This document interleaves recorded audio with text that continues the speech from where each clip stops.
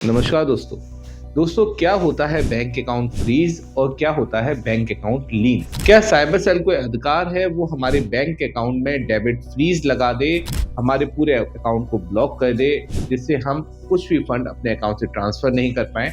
Account freezing के दौरान cyber cell अगर अपना मनमाना रवैया अपनाता है तो हमें क्या करना है और कोर्ट का क्या रुख है इस मामले में? आज इस वीडियो में हम इन्हीं टॉपिक पर डिस्कस करने वाले हैं। वीडियो बहुत ही इंटरेस्टिंग होने वाला है, इसे आप अंत तक जरूर देखिएगा। दोस्तों, मैं हूं एडवोकेट आयुष गर्ग और आप देख रहे हैं अपना YouTube channel online legal centre. दोस्तों, आजकल बैंक अकाउंट फ्रीज और साइबर क्राइम की घटनाएं बहुत ज्यादा बढ़ गई हैं।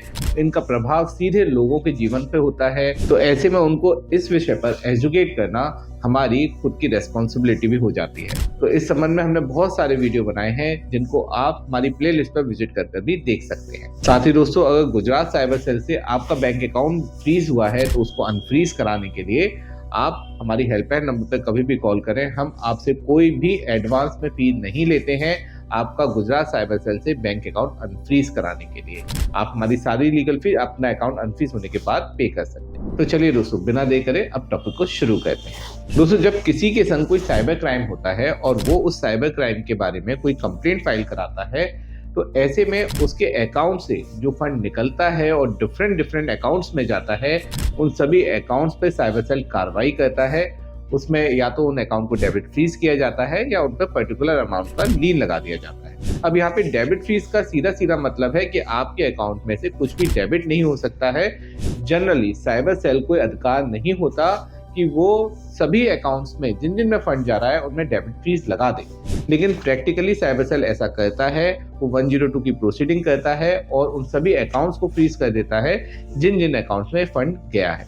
कोर्ट्स के द्वारा कई बार ये निर्देश दिया गया है कि अगर हमारे अकाउंट में कोई भी डिस्प्यूटेड अमाउंट आता है, कोई साइबर क्राइम का फंड आता है, तो आप उस पर्टिकुलर अमाउंट का होल्ड या लीन लगा दीजिए। बाकी पूरे अकाउंट को आप पूरी तरीके से डेबिट फ्रीज नहीं कर सकते हैं, उसको आपको रिलीज करना ही होगा।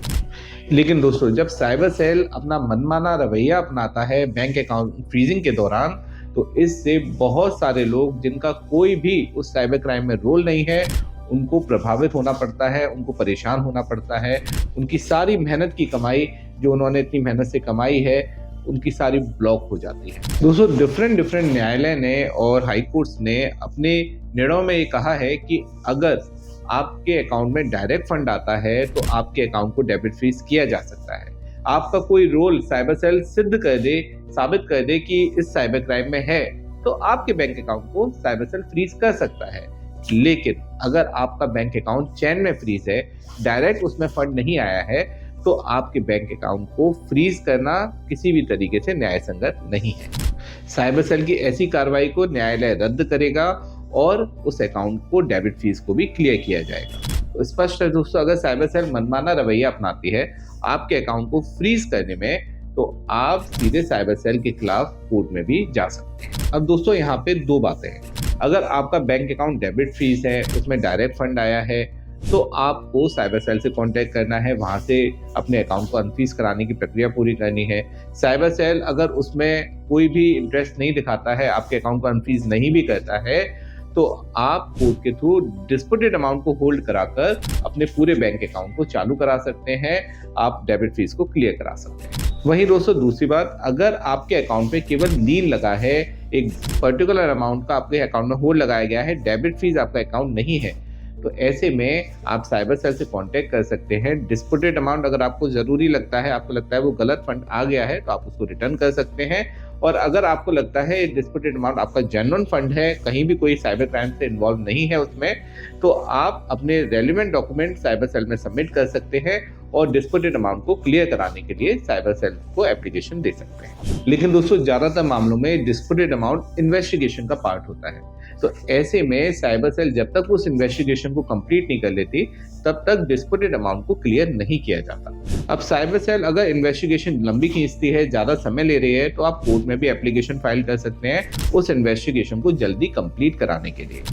बस दोस्तों, यहाँ पे ध्यान रखिए, इन सब चीज़ों में आपको थोड़ा पेशेंस की ज़रूरत होती है, साथ में एक अच्छे साइबर एक्सपर्ट एडवोकेट की भी आपको ज़रूरत पड़ती है। साइबर एडवोकेट आपके साइबर केसेस को समझ पाते हैं और आपकी हेल्प भी कर पाते हैं। चाहे वो आपने P2P ट्रेडिंग किया हो, आपने बेटिंग ऐप से विड्रॉ किया हो, आपने किसी भी ट्रेडिंग ऐप में इन्वेस्ट किया हो या किसी भी तरीके से आपने फंड रिसीव किया हो, लेकिन आपके केस को समझना बहुत ज़्यादा ज़रूरी है।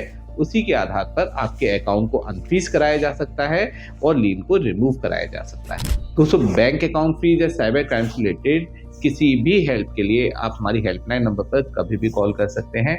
हम आपकी पूरी हेल्प करेंगे। वीडियो अगर अच्छा लगा हो, इंफॉर्मेटिव लगा हो तो इसे लाइक शेयर कमेंट ज़रूर कीजिएगा। फैमिली, रिलेटिव्स और कम्युनिटी में इसको ज़रूर शेयर कीजिए, क्योंकि आज की डेट में कोई भी व्यक्ति बैंक अकाउंट फ्रीज या साइबर क्राइम से अछूता नहीं है। वो कभी भी इन मामलों में इन्वॉल्व हो सकते हैं, फंस सकते हैं या परेशान हो सकते हैं। तो ये वीडियो उनके लिए बहुत हेल्पफुल रहेगा। अंत में सतर्क रहें, अपने अधिकारों के लिए जागरूक रहें और ऑनलाइन लीगल सेंटर से जुड़े रहें। मिलते हैं अगले वीडियो में। जय हिंद।